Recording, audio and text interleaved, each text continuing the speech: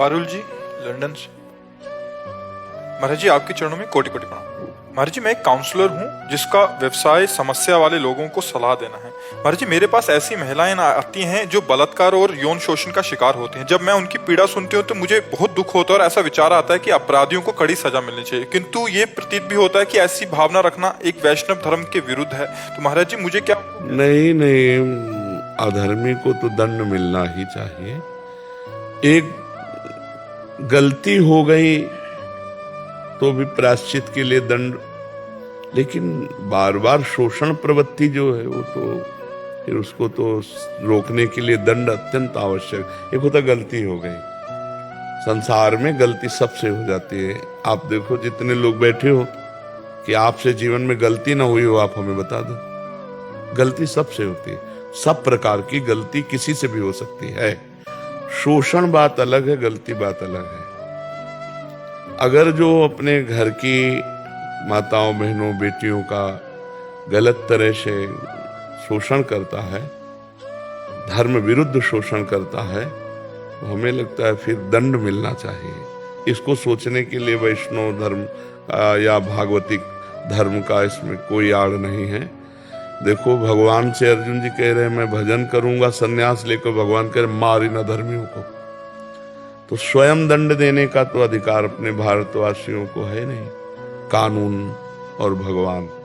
तो हम भगवान से प्रार्थना करें कि उन माताओं बहनों की हृदय की जो वृत्ति है वो सुलझे, वो उसी दुख में न डूबी रहें और कभी किसी के साथ ऐसा ना हो।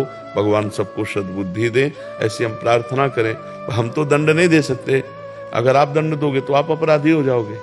अगर कोई भी दंड देगा तो कानून के द्वारा अपराधी माना जाएगा। तो हमें लगता है कानून का और भगवान का ये दो ही आश्रय लेकर अपराधी के दंड की वृत्ति होनी चाहिए।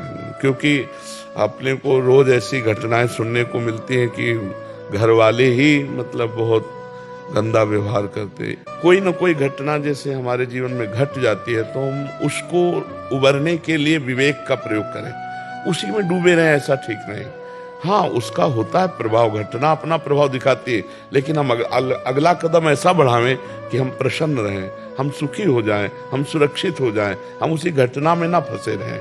तो हमें लगता है अपराधी को दंड मिलना ही चाहिए, क्योंकि अपराधी को जब दंड मिलेगा तो उसके दंड का मार्जन होगा, दंड द्वारा मार्जन होगा और वो आगे अपराध नहीं करेगा। और अगर छूट मिलती रही तो उसको अपराध करने की प्रवृत्ति जी कह रहे हैं कि ये वैष्णव धर्म के विरुद्ध तो नहीं है? नहीं। मेरा व्यवसाय वो है कि मैं उन लोगों के साथ मतलब बातचीत करके उनको थोड़ा हौसला बढ़ाती हूँ वगैरह। नहीं, बहुत सुंदर है।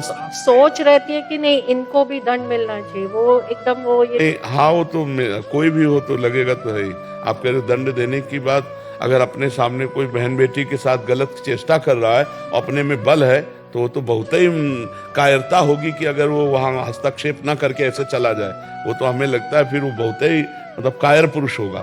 नहीं तो अब चाहे जितना मान लो अपने लोग हैं, अब ऐसे देख रहे हो किसी माता बहन को एकांत में कोई ऐसे तो कूद पड़ेंगे। ये मनुष्यता का, ये मनुष्य धर्म है। कम से कम इतना मनुष्य धर्म तो है ही ना कि दूसरों देखो ना, गीध होकर सीता जी को जब रावण अपहरण के लिए, तो देखो गीध होकर, पक्षी होकर तभी भगवान का स्वरूप प्राप्त करके भगवान के धाम को गया। तो ऐसा नहीं कोई किसी को सता रहा हो तो उस सताने वाले को दंड देने के लिए अगर हम में सामर्थ्य नहीं है तो सलाह तो दे सकते हैं, उसको दंड मिलना चाहिए। क्योंकि ऐसी प्रवृत्तियां प्रायः बढ़ती चली जा रही कलिकाल कि अपने घर के बच्चों, घर के ही जनों के साथ शोषण वृत्ति की जाती है। वो किससे कहें, वो अंदर अंदर घुटते रहते हैं। बच्चे हैं, बच्चियां हैं, बहुएं हैं, अंदर अंदर घुटते रहते हैं। जो तुम्हारे द्वारा रक्षणीय है वो शोषण वृत्ति तुम कर रहे हो, तो फिर मतलब कैसे? फिर तो दंड मिलना ही चाहिए, पक्का मिलना चाहिए। ऐसे पिता को, ऐसे भाई को, ऐसे रिश्तेदार नातेदार को जो अपने रिश्ते नाते के बहाने स्त्रियों के साथ गलत भावना रखता है, उसको तो दंड मिलना ही चाहिए, तभी सुधार होगा। और प्रायः माताएं बहनें इतनी क्षमाशील है कि घुट करके सह जाती हैं, पर वो कोई बहुत ही मतलब हो तब कहते नहीं। तो प्रायः माता बहनों में इतना क्षमाशीलता है कि वो सह जाती हैं। कई तरह की सोच उनके दिमाग में दौड़ती है और वो फिर शांत हो जाती है। नहीं तो दंड मिलना चाहिए, दंड मिलना चाहिए, क्योंकि दंड से उनकी पवित्रता होगी और उनको होश आएगा ना कि हम गलत कर रहे हैं। नहीं, बहुत ऐसे बच्चे मिल रहे हैं अब जो मतलब पूज्य, उनके पूज्य संबंधी जन ऐसा कर रहे हैं अपने पास। तो मतलब जैसे आते हैं ना पूज्य प्रियजन, जैसे पिता है, जैसे मामा है, जैसे ताऊ है, ये मतलब शोषण घर में। तब लगता है कि हो क्या रहा है, कलिकाल में हो क्या रहा है। जिस बेटी के पैर पूजे जाते थे तो वहां ऐसी गंदी बात सोचना, मतलब कितना बुद्धि भ्रष्ट हो गई है। तो ये सोचना कोई वैष्णव धर्म के विरुद्ध नहीं है। देखो, जब तक भगवान का धर्म का पालन नहीं होगा तब तक ये सब बातें रुकने वाली नहीं और बढ़ती चली जाएंगी।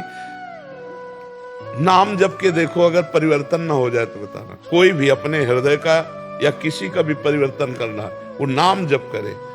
जो राम कृष्ण हरि नाम प्रिय हो या राधा राधा राधा, आप देख लो बहुत जल्दी आपका हृदय शीतल हो जाएगा। पर साथ में भोजन शुद्ध होना चाहिए। अगर आप ये गंदे भोजन करोगे तो भजन में रुचि नहीं। हमारी बात मान लो, अगर आप लोग आए हो तो हम हृदय से कहता हूं कि अगर आप थोड़ा समय भजन में दीजिए तो आपका परम मंगल होने लगेगा।